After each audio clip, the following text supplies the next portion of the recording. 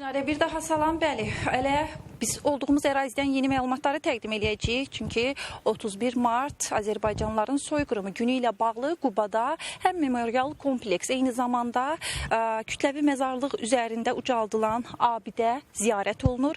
Hazırda da biz axını izləyirik. Qeyd eləyək ki, burada böyükdən kiçiyə hər kəsi görmək mümkündür.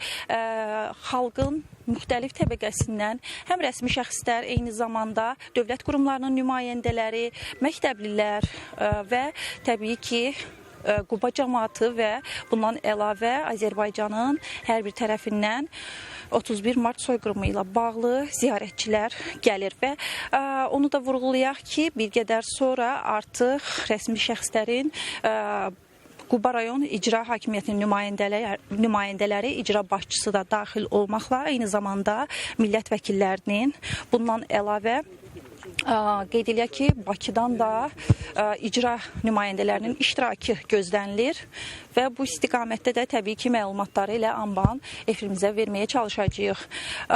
Onu da qeyd eləmək istəyirəm ki, kütləvi məzarlıq aşkar olunmuşdu və 500-dən çox insan skeleti aşkar olunmuşdu ki, artıq onların torpağa tapşırılması fonunda üzərində abidə ucaldılıb ki, həmin abidə hər il ziyarət olunur və bugün də biz bu ziyarəti müşahidə eləyirik. Havanın yağışlı olmasına baxmayaraq səhər saatlarından bu saata kimi axın dayanmadan davam eləyir və ziyarətçilər təbii ki, gül dəstələri ilə, qərənfillərlə abidəni ziyarət eləyirlər.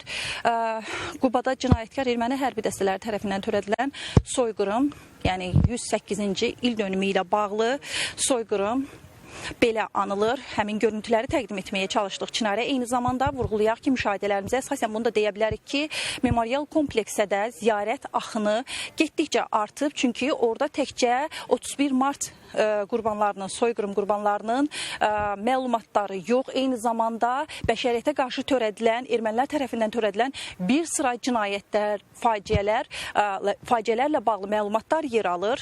Təbii ki, həm bunu bilirik virtual formada izləmək mümkündür, orada monitorlarla izləmək mümkündür, görüntülərlə və eyni zamanda vurğulayaq ki, 4 dildə informasiyalar yer alır ki, memorial kompleksdə məhz elə mart faciəsi ilə bağlı, soyqırımı ilə bağlı əsas diqqət mərkəzində olan yerdir ki, Prezident İlham Əliyevin sərəncamına əsasən salınıb və 2013-cü ildən bəri sırf ziyarət yeridir və bu istiqamətdə də vurğulayaq ki, 1 milyondan çox artıq fəaliyyətə başladığı dövrdən 1 milyondan çox vətəndaşın, ziyarətçinin iştirakı olub ki, əcnəbilər də olub. Bu barədə məlumat vermişdik. Təbii ki, 260 mindən çoxdur. Bəli, ziyarət davam edir Çinarə. Təbii ki, bizim də diqqətimizdədir. Anban məlumatları təqdim etməyə çalışacağıq və xalq öz qeyd eləyək ki, soyqırımla bağlı qurbanlarını ziyarət eləyir. Hələlik məndən bu qədər Çinarə. Yenilənən məlumatlar və görüntülərlə qarşınızda olmağa çalışdım. Söz sizdə.